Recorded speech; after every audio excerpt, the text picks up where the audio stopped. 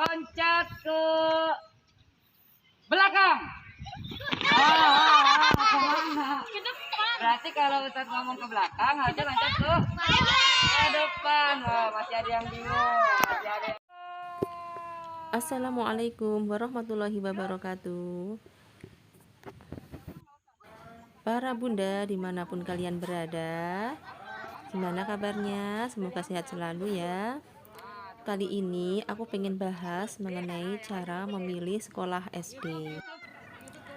Aku tidak hendak menggurui ya, tetapi lagi-lagi hanya sharing saja. Siapa tahu sharing dari aku ini bermanfaat untuk para bunda yang mau mencarikan sekolah SD untuk putra-putri bunda.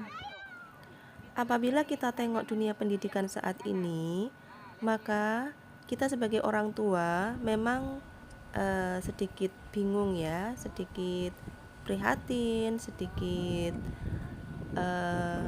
was-was. Mengapa seperti itu? Karena menjadi orang tua saat ini tidaklah mudah. Banyak sekali fenomena-fenomena yang tidak sesuai dengan harapan orang tua mengenai kondisi atau perkembangan anak-anak. Anak-anak sekarang tumbuh dan berkembang dengan perkembangan yang tidak sama sebagaimana yang kita alami sebagai orang tua dahulu. Apa yang mereka hadapi saat ini, zaman dan teknologinya tidak seperti bagaimana kita kecil dahulu. Masa kecil orang tua atau kita dahulu untuk akses informasi itu hanya radio maupun televisi. Itu pun sangat terbatas channelnya. Hanya satu aja, yaitu TVRI. Acaranya pun relatif aman. Nah, kalau sekarang sangat berbeda. Media-media untuk mengakses informasi itu sudah sangat beragam dan sangat mudah dijangkau oleh anak. Dan yang paling berbahaya adalah nilai-nilai kebebasan yang ditawarkan oleh media tersebut. Itulah yang bisa sangat berbahaya efeknya bagi anak-anak. Mengapa berbahaya? Karena anak-anak belum bisa menyaring, belum bisa memfilter, belum bisa memilih tontonan mana saja yang aman dan tidak aman baik bagi mereka, baik atau tidak baik bagi mereka. Mereka cenderung menonton apa yang mereka sukai, apa yang menarik, dan mereka cenderung penasaran terhadap hal-hal baru atau hal-hal yang belum mereka ketahui.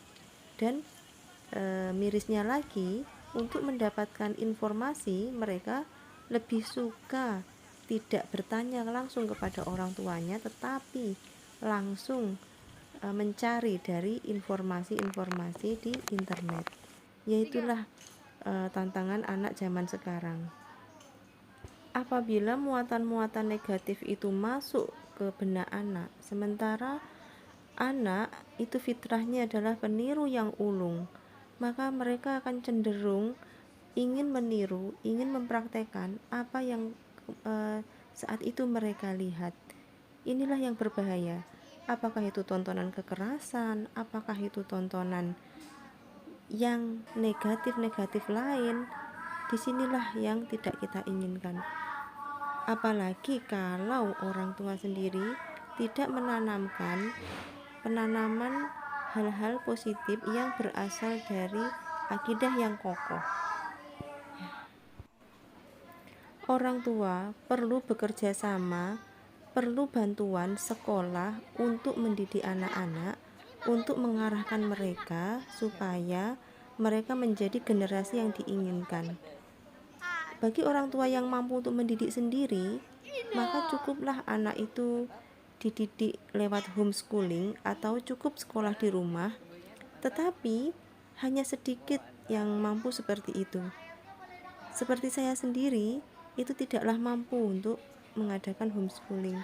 Maka solusi bagi saya mau tidak mau adalah mencarikan sekolah yang bagus, yang tepat untuk mereka menggali ilmu-ilmu Islam, dan juga ilmu-ilmu yang lain.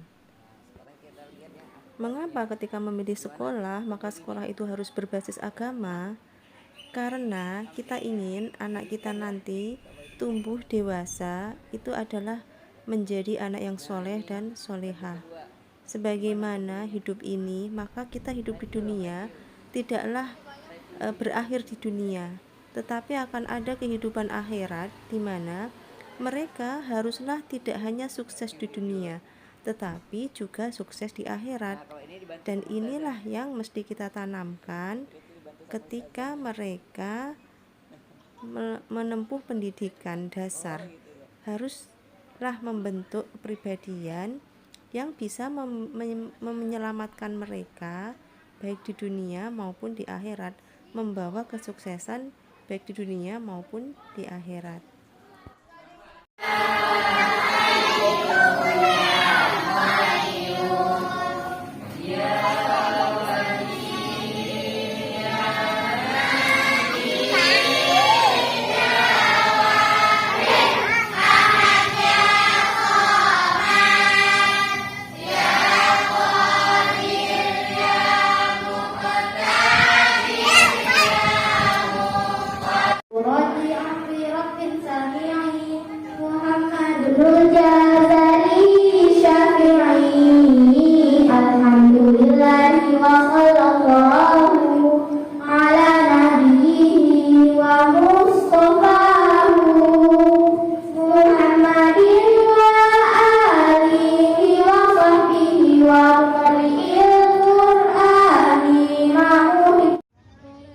Memilih SD yang tepat haruslah kesepakatan ayah dan ibu atau pasutri.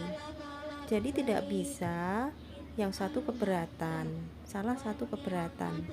Misalnya ayah tidak setuju, ayah sukanya di sekolah A, ibu maunya di sekolah B. Itu akan tidak sejalan nantinya ketika anak masuk di sekolah itu. Jadi harus ada kesepakatan yang bulat, baru kemudian masuk di sekolah tersebut. Bagaimana apabila sekolah swasta lebih mahal? Sekolah Islam pasti lebih mahal dibandingkan dengan sekolah negeri, karena pasti sekolah negeri itu adalah pembiayaannya ada dari pemerintah, sedangkan sekolah swasta pembiayaan itu tidak selalu dapat dari pemerintah, kalaupun dapat juga tidak sebanyak sekolah negeri. Ya, makanya biaya itu ditanggung oleh orang tua sendiri. Nah, tetapi tentunya untuk sekolah swasta ini secara kurikulum dia akan lebih bebas ya bergerak, apalagi sebagaimana sekolah tahfidz plus khairul ummah ini, dia tidak berada di bawah Diknas maupun Depak, tetapi memang mempunyai kurikulum sendiri yang digali dari pendidikan Islam.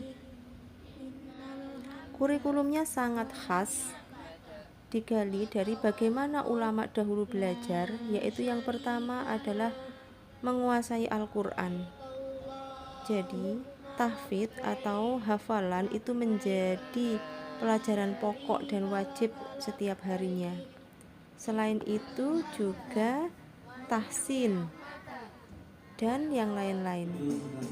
Di sini akhlak yang baik seperti bicara ahsan, memilih makanan yang halal dan thayyib, adab dan sebagainya, maka yang seperti itu juga ditekankan. Nah, bagaimana? Silahkan memilih sekolah yang terbaik menurut bunda-bunda sekalian. Ya, tentunya yang tidak jauh-jauh dari target tujuan membentuk anak soleh-solehah. Demikian dulu. Wassalamualaikum warahmatullahi wabarakatuh.